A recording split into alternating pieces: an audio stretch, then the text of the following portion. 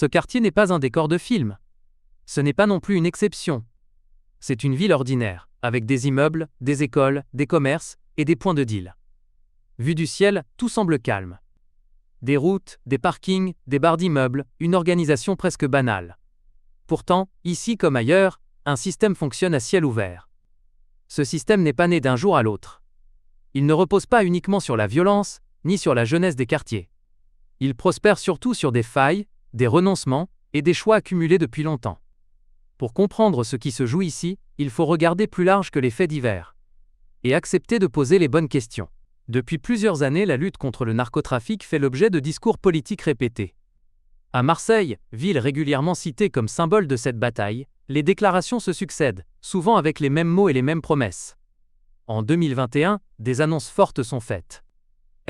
État affirme vouloir frapper les réseaux, s'attaquer aux points de deal, reprendre le contrôle des quartiers. 4 ans plus tard, les discours se ressemblent, mais la situation, semble peu évoluer. Le constat qui revient régulièrement est celui d'un décalage entre les paroles et les résultats concrets. Le chef de l'État s'est rendu de nombreuses fois sur place, les plans ont été annoncés, les chiffres affichés, mais sur le terrain, la population exprime surtout une lassitude croissante.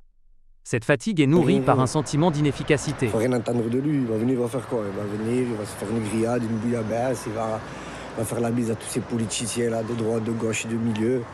C'est bon, on connaît que de la flûte, ça fait 20 fois qu'ils viennent dans cette ville presque. Les gens en ont tellement ras-le-bol d'entendre ça, moi le premier. On n'y croit plus. Pour comprendre le narcotrafic, il faut d'abord oublier l'image du grand chef entouré de lieutenants en costard. Cette lecture a eu son époque, mais elle ne correspond plus à la réalité. Aujourd'hui, le trafic fonctionne comme un système souple, fragmenté, presque industriel. Il n'a pas besoin d'un centre unique. Il s'adapte, se recompose, change de forme en permanence. Ce n'est pas un problème isolé de bandits organisés, mais un problème de société beaucoup plus large. Le trafic n'est pas la maladie, il en est le symptôme visible, un peu comme une éruption cutanée qui révèle un problème plus profond. Ce système prospère sur des failles bien identifiées. Failles économiques, failles administratives, failles politiques. Dès qu'une règle est pensée pour faciliter le commerce légal, elle peut être exploitée par l'illégal. Le trafic fonctionne alors comme une économie ubérisée. Des producteurs, des intermédiaires, des réseaux locaux, indépendants les uns des autres, mais reliés par les mêmes logiques. Faire tomber un acteur ne change rien. Le système, lui, continue de fonctionner, parce qu'il est nourri par les mêmes vulnérabilités. Tant que ces failles existent, le trafic s'adapte, et parfois même il prospère.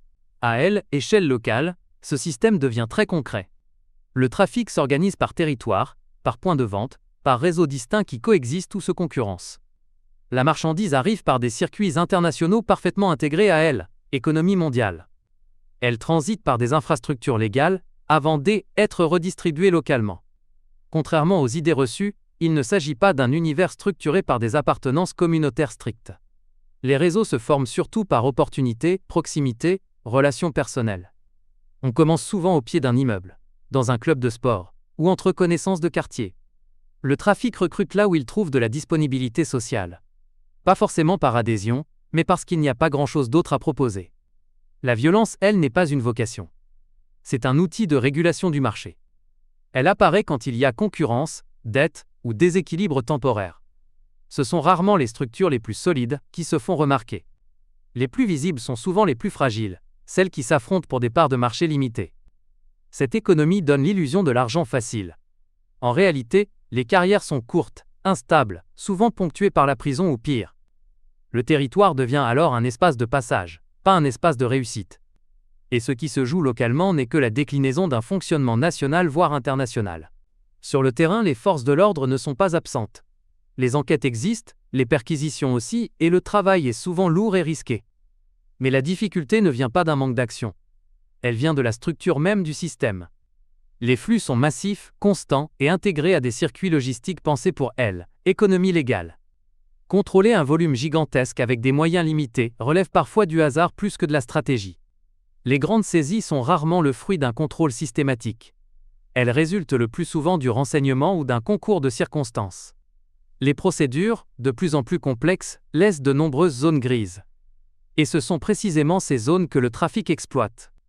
La police peut perturber, freiner, désorganiser temporairement. Mais sans coopération internationale renforcée et sans réformes structurelles, les faits restent limités. La lutte ne se joue pas uniquement dans la rue, mais dans les règles qui encadrent les flux, les contrôles et les échanges.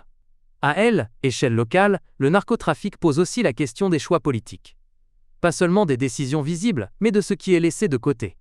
Quand l'économie locale ne crée plus de valeur, quand les services publics érodent, des systèmes parallèles apparaissent. Non par idéologie, mais par nécessité. Le clientélisme, sous différentes formes, fragilise durablement les territoires. Il entretient la dépendance plutôt que l'autonomie et empêche les transformations profondes. Dans ce contexte, la pauvreté devient structurelle. Et une fois installée, elle alimente mécaniquement des économies informelles. Le narcotrafic ne remplace pas l'action publique. Il occupe simplement l'espace laissé vide. Les réponses ponctuelles, symboliques ou uniquement sécuritaires ne suffisent pas. Elles traitent les effets, rarement les causes. La responsabilité politique se situe donc dans la durée. Dans l'aménagement du territoire, éducation, la présence institutionnelle réelle. Sans cela, les mêmes mécanismes se répètent, et le système continue de fonctionner presque automatiquement. Le narcotrafic ne tombe pas du ciel.